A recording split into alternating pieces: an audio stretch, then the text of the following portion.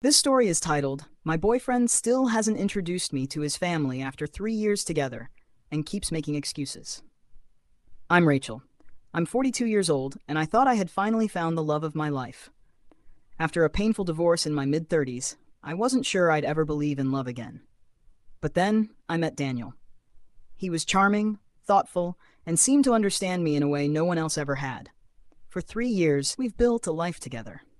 Weekend trips, quiet nights at home, inside jokes that only we understand. He's met my family, been to every Thanksgiving and Christmas at my parents' house, and even helped my little nephew with his math homework over Zoom. But there's one thing that's been gnawing at me for a long time. I've never met his family. At first, I didn't think much of it. Some people are just private about their personal lives. Maybe his family was distant, maybe they lived too far away. But the excuses kept piling up. My parents are really traditional. They wouldn't understand us living together before marriage. My mother is sick, and I don't want to stress her out.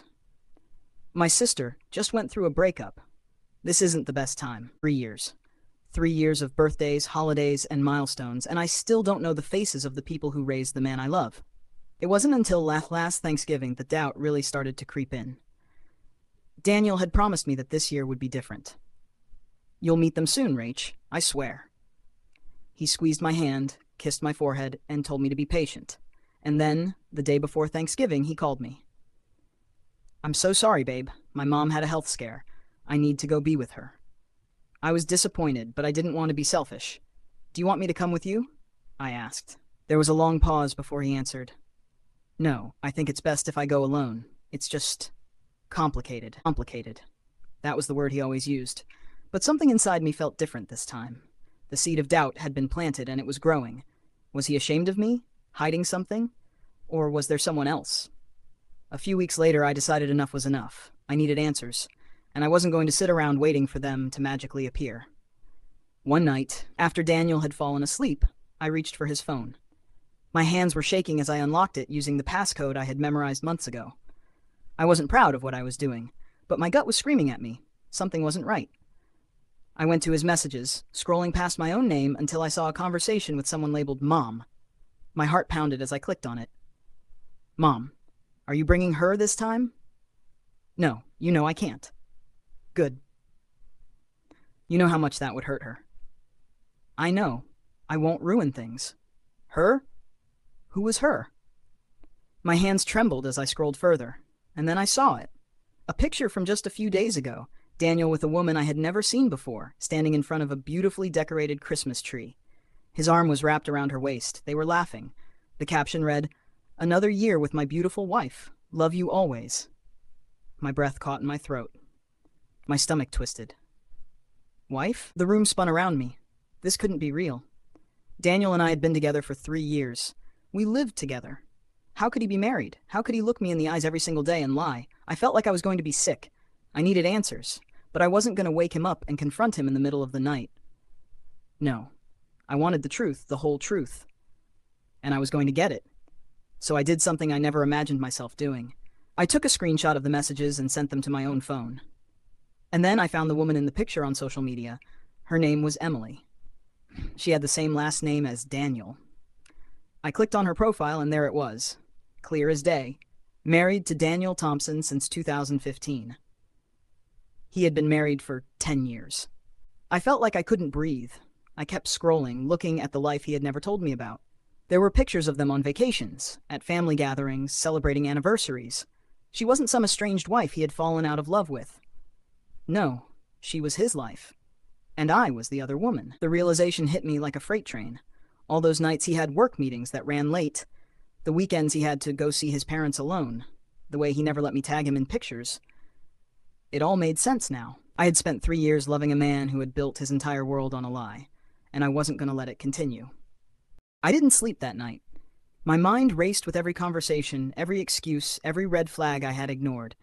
The man I loved, the man I built a life with, was a liar, a cheat, and I had been nothing more than a secret. By the time the sun rose, my decision was clear. I wasn't going to let Daniel manipulate me anymore. I deserved the truth, all of it. That morning, I acted like everything was normal. I made coffee, kissed him on the cheek, and told him I had errands to run. But instead of going to the grocery store, I went straight to Emily's office.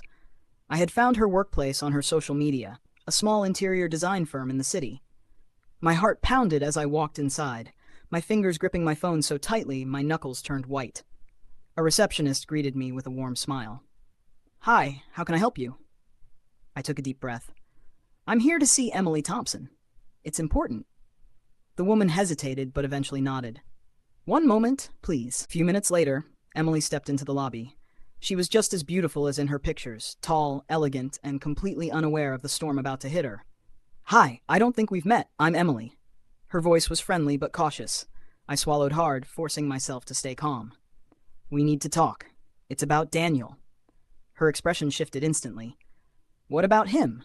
I pulled out my phone and handed it to her, the messages and picture staring back at us. I watched as the color drained from her face, her fingers tightening around the device. This has to be a mistake," she whispered. "You're lying." I shook my head, my voice steady despite the lump in my throat. "I wish I was." Silence stretched between us. Emily's breathing grew uneven, her eyes darting between the messages and my face as if trying to wake herself from a nightmare. And then, the dam broke. That son of a... She cut herself off, her hands trembling as she shoved my phone back at me. I knew something was off. He's been distant for months. He always had excuses, always traveling for work. Her voice cracked. "How long?" I exhaled, my chest aching. 3 years. A strangled laugh escaped her lips, one filled with pure disbelief. 3 years. I've been married to him for 10. For the first time, I saw it. The pain, the betrayal, the devastation I had been feeling was mirrored in her eyes. And suddenly, we weren't enemies. We weren't two women fighting over a man. We were two women who had been lied to by the same man. Emily straightened, wiping her face with the back of her hand. "We're ending this today." She pulled out her phone and dialed a number. I didn't have to ask who it was. Daniel. When he picked up, his voice was casual, unsuspecting. "Hey, babe, what's up?" Emily's jaw clenched. "Come home. Now." A pause. Then the same old hesitation I knew too well. "Is everything okay?" She tightened her grip on the phone. "Just get here." She hung up before he could argue, then looked at me. "You're coming with me." And I did. We drove in silence to their house, the home he had shared with her for a decade. When we arrived, Emily unlocked the door with shaking hands. Minutes later, the front door opened. Daniel stepped inside, oblivious, carrying a bag of groceries. "Hey, Em, what's going?" Then he saw me. His face paled. "Rachel?" The groceries slipped from his hands, apples rolling across the floor. He looked between us, his eyes darting wildly as his brain struggled to form an excuse. Emily crossed her arms. "Say, nothing." I stepped forward, my voice like steel. "You lied to me for 3 years." Emily's voice shook with rage. "And you lied to me for 10. Daniel opened his mouth, but no words came out. For the first time, he was caught. No more excuses, no more lies. I don't know what I expected. An apology? A breakdown? Maybe even some pathetic attempt to justify himself. But all Daniel did was sigh and rub his face. "Well, I guess this is it, huh?" That was it? That was all he had to say? Emily laughed bitterly. "You disgust me." I shook my head, my chest burning. "You don't even deserve our anger. You're pathetic." Daniel looked at me, then at Emily, and for the first time I saw it. The realization that he had lost everything. And he had no one to blame but himself. I turned on my heel and walked out, Emily right behind me. Neither of us looked back. If this story resonated with you, don't forget to like, comment, and subscribe. Have you ever uncovered a painful truth? Share your thoughts below.